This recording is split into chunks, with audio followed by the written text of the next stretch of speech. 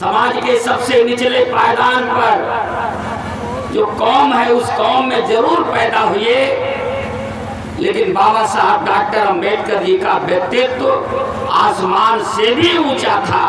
उनकी सोच 200 साल बाद क्या होना है वो 200 साल पहले सोच लिया करते थे।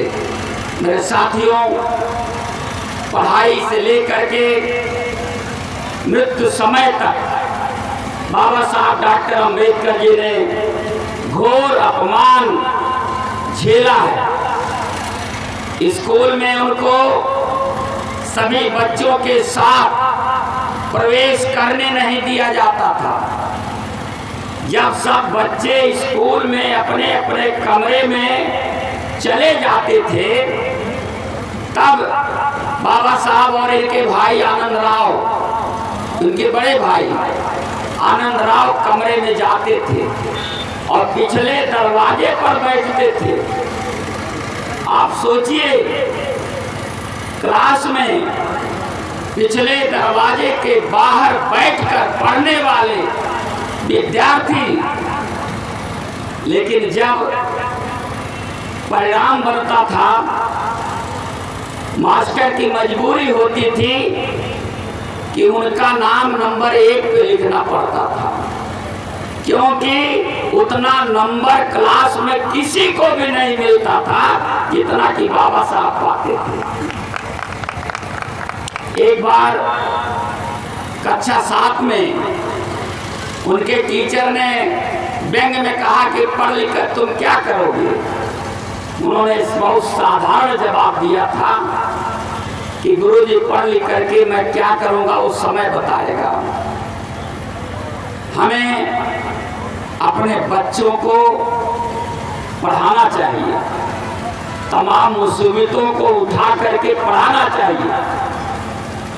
हमारे पैर में जूते हो या ना हो, तन पर सही ढंग के कपड़े हो या ना हो, लेकिन हमारे हाथ में किताब होनी चाहिए, क्योंकि शिक्षा वो शेरनी का दूध है, जो भी पिएगा वो गुर्राएगा। और आज जो बहुजन समाज में बोलने की क्षमता आई है, ललकारने की जो क्षमता आई है, वो परम पूज्य बाबा साहब डॉक्टर अंबेडकर के नाते से आई है। जो आज हजारों डॉक्टर, लाखों करोड़ों IAS, IPS, PPS, लेखपाल, कानूनगो, मास्टर, डॉक्टर, वकील जो आज दिखते हैं, वो किसी देवी देवता के बदौलत नहीं है, वो हैं बाबा साहब डॉक्टर अंबेडकर के संघर्ष के बदौलत है। हम बाबा साहब को याद करते हैं। मेरे साथियों, 1917 तक बाबा साहब डॉक्टर अंबेडकर जी का शिक्षा का जीवन था। वैसे तो वो अनवरत पढ़ते थे, अनवरत उनको डिग्रियां मिलती रही हैं। भारतीय संविधान लिखने के नाते से उनको सन 51 में LLB की डिग्री मिली थी। तो वो अनवरत वो पढ़ते रहे और उनका शिक्षा 1917 में खत्म होता है और 17 में, उसके पहले बाबा साहब डॉक्टर अंबेडकर जी को वजीफा मिला था। किन लोगों ने दिया? अपने ही पिछड़े वर्ग के राजाओं ने दिया था। कोल्हापुर के राजा साहूजी महाराज और बड़ौदा के राजा सयाजीराव गायकवाड़, इनके स्कॉलरशिप से बाबा साहब को विदेश में पढ़ने का मौका मिला था। आज मैं बड़े फक्र के साथ कहना चाहता हूं, अगर एक कुर्मी राजा बाबा साहब डॉक्टर अंबेडकर जी को वजीफा ना देते तो बाबा साहब विदेश ना पढ़ पाते। जब वो पढ़ ना पाते तो आज जो हमारी हालत बदली है, बदल नहीं पाती। ये उनके नाते से हुआ। मेरे साथियों, सयाजी राय गायकवाड़ के यहाँ बाबा साहब नौकरी करने गए, क्योंकि शर्त थी कि पढ़ लिख करके आएंगे तो आप इधर उधर कहीं नौकरी नहीं करेंगे, हमारी रियासत में आपको नौकरी करना पड़ेगी। बाबा साहब नौकरी करने गए, लेकिन सामाजिक व्यवस्था ने पूरे बड़ौदा में बाबा साहब को कहीं पर किसी होटल में, किसी धर्मशाला में उनको रात बिताने के लिए स्थान नहीं मिला। मजबूर होकर के बाबा साहब ने नौकरी छोड़ दिया और गायकवाड़ जी के पार्क में बैठ करके रात बिताए। एक पीपल के पेड़ के नीचे बैठकर रोए। छुआछूत के नाते से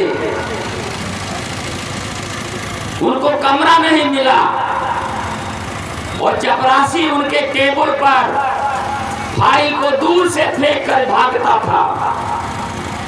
पानी पीने के लिए उनको अलग व्यवस्था नहीं की गई। बाबा साहब ने नौकरी छोड़ दिया। रो करके कहा था कि जब इस देश में अंबेडकर जैसे पढ़े लिखे इंसान के साथ इतना बड़ा दुर्व्यवहार हो रहा है, तो देश के अंदर तमाम लोग जो पढ़े लिखे नहीं हैं, उनके साथ कितना गंदा व्यवहार हो रहा होगा, या सोच करके मेरा कलेजा फटा जा रहा है। अब मैं नौकरी नहीं करूंगा और इस देश के शूद्रों की हालत को बदलने का काम करूंगा और इस देश में जो इस देश के असली मालिक थे आज गुलाम हो गए हैं, उनको फिर से इस देश का हुक्मरान बना दूंगा। अगर हुक्मरान नहीं बना पाया तो कनपटी पर गोली मारकर आत्महत्या कर लूंगा। ये बाबा साहब डॉक्टर अम्बेडकर का संकल्प है। बाबा साहब डॉक्टर अम्बेडकर ने 54 स्मृतियां पढ़ा, 18 पुराण पढ़ा, 9 शास्त्र पढ़ा, 4 वेद पढ़ा। भारत में कोई उनको संस्कृत नहीं पढ़ने दिया और ये सब किताबें संस्कृत में लिखी थी। तो जर्मनी में एक संस्कृत के विद्वान ने जर्मनी में उनको संस्कृत पढ़ाया, तब ये पढ़ा। उन्हें पढ़ा घृतम दुग्धम च तांबूलम श्रेष्ठन्नम तथैव च शूद्रा वर्जितम। घी दूध पान, घृतम दुग्धम च तांबूलम, घी दूध पान, श्रेष्ठ अन्नम तथैव च, और अच्छा भोजन शूद्रा वर्जितम, शूद्रों के लिए वर्जित है। ये पढ़ा। बाबा साहब डॉक्टर अम्बेडकर का संघर्ष शुरू हुआ। उन्होंने पत्रिका छपवाना शुरू किया, तो पढ़ेगा कौन? शूद्राय मतिम्ना ददात, शूद्रों को बुद्धि नहीं देनी चाहिए, तो पढ़ाएगा कौन? लेकिन ज्योतिबा फुले साहब साहू जी महाराज के संघर्ष के बदौलत समाज में कुछ पढ़े लिखे लोग हो गए थे। महात्मा फुले और साहू महाराज के संघर्ष के बदौलत अंग्रेजों ने 1919 में फर्स्ट इंडिया एक्ट बनाया था, प्रथम भारतीय कानून बनाया था, और उस कानून में शूद्रों को पढ़ने लिखने का मौका मिल गया था। साहू जी महाराज ने बाबा साहब की मूक नायक पत्रिका को हर गांव में एक आदमी को पढ़े लिखे व्यक्ति को पैसा देकर और गांव वालों को इकट्ठा बुलाकर वह पढ़ा लिखा व्यक्ति पत्रिका पढ़ करके सुनाता था। इसके लिए साहू जी महाराज ने हर गांव में एक एक आदमी को नौकरी पर रखा कि वो बाबा साहब की पत्रिका को पढ़ करके सुनाएगा। मेरे साथियों, 1921 में छत्रपति साहू जी महाराज ने कोल्हापुर में शूद्रों की एक बहुत बड़ी सभा बुलाई, जिसमें बाबा साहब डॉक्टर अंबेडकर को चीफ गेस्ट बनाया और साहू जी महाराज ने बाबा साहब डॉक्टर अंबेडकर को अपने मिशन का उत्तराधिकारी घोषित किया था। कहा कि अब मैं आसानी से मर सकता हूं, क्योंकि डॉक्टर अंबेडकर जैसा नौजवान इस आंदोलन को आगे बढ़ाने वाला मिल गया है।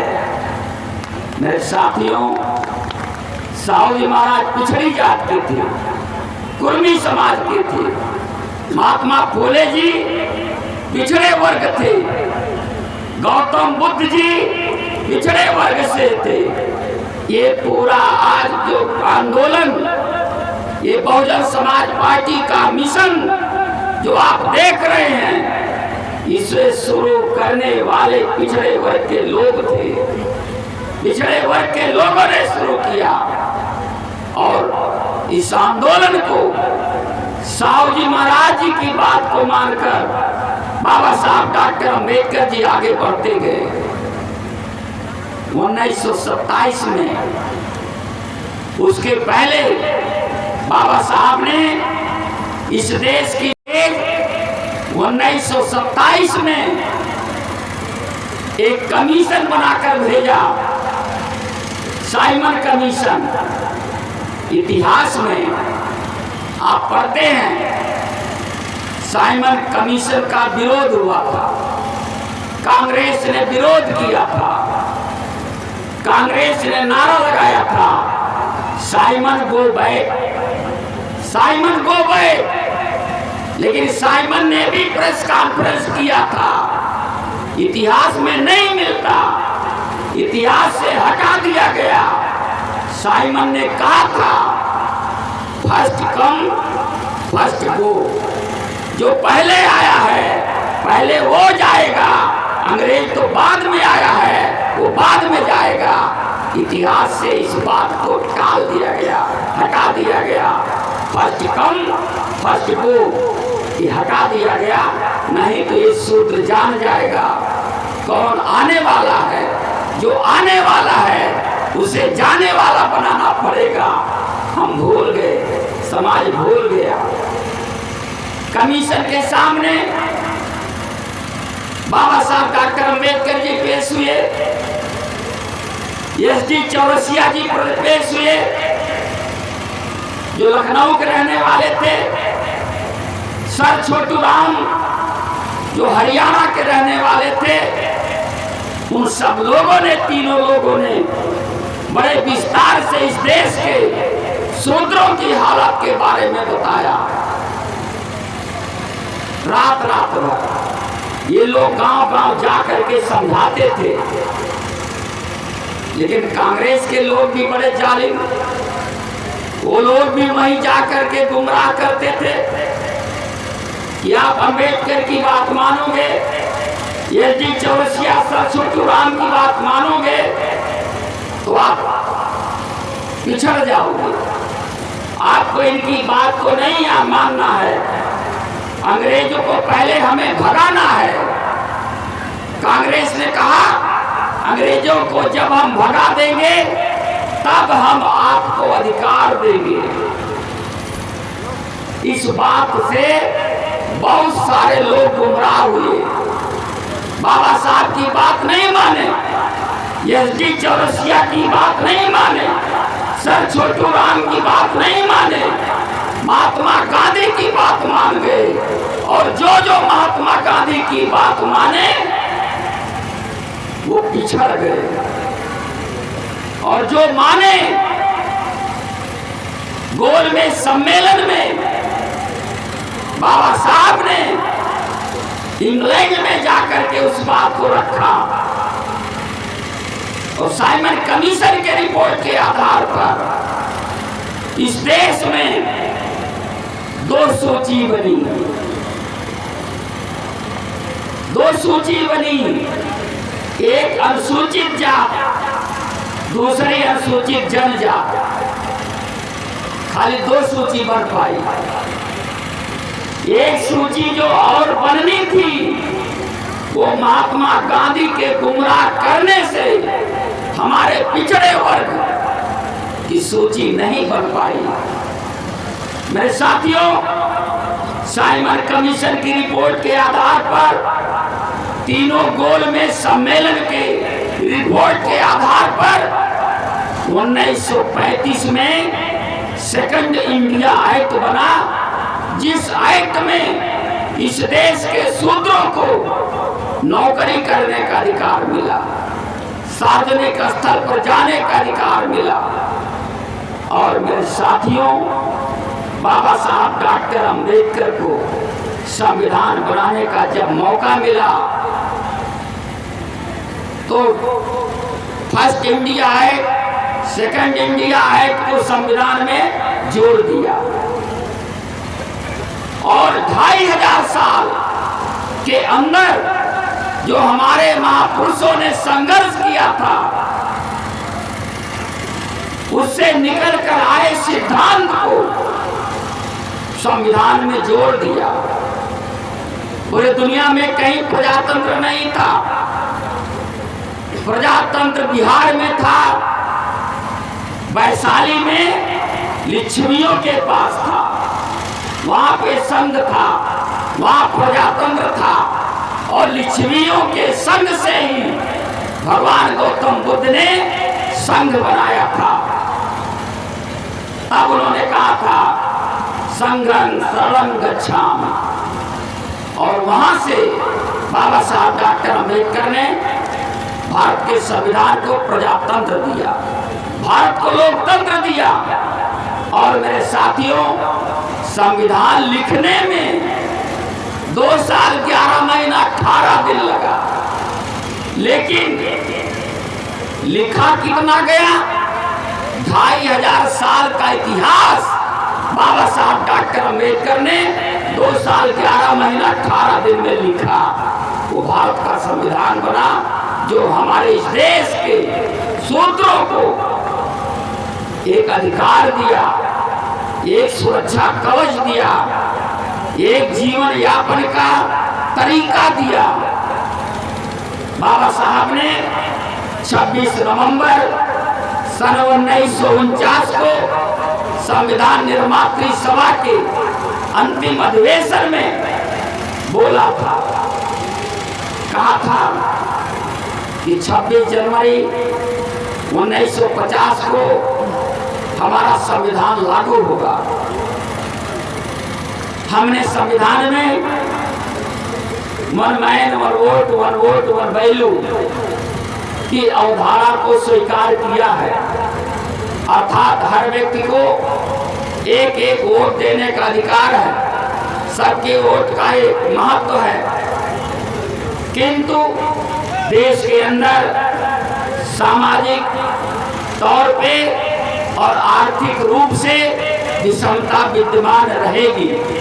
सरकार की जिम्मेदारी है, जिस तरीके से संविधान सभा ने राजनीतिक समानता हासिल किया है, ठीक उसी तरीके से सामाजिक और आर्थिक समानता को हासिल कर ले, अन्यथा सामाजिक और आर्थिक विषमता के शिकार हुए लोग हमारे इस राजनीतिक ढांचे को ढहा देंगे। उस समय कहा था और आज भी खाली वोट देने के लिए हम बराबर हुए हैं, राजनीति में हम बराबर हुए हैं। समाज में आज भी अमीरी, समाज में आज भी जात पात है। जात के नाम पर घोर अपमान आज सहना पड़ता है। छोटी बिरादरी का आदमी मोच रखा लेता है तो उसकी हत्या हो जाती है। छोटी बिरादरी का दूल्हा अगर घोड़ी पर चढ़ता है तो उसको मारा जाता है। मारने वाले की और उस घोड़ी से पता नहीं कौन सा रिश्ता है जो उस पे चढ़ने से उनको बुरा लगता है।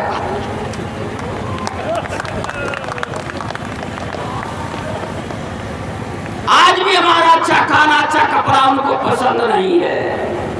देश के आजादी के 75 साल के बाद भी बाबा साहब डॉक्टर अंबेडकर ने जो आशंका व्यक्त किया था, उन्होंने कहा था नीति और नियत दो चीज होती है। नीति कितना खराब हो लेकिन लागू करने वाले की नियत अगर अच्छी है, खराब कानून भी अच्छा साबित होगा। लेकिन अगर नियत खराब है और नीति बहुत बढ़िया है, लागू नहीं हो सकता। बाबा साहब ने आशंका व्यक्त किया था कि हमारे संविधान को फेल किया जा सकता है।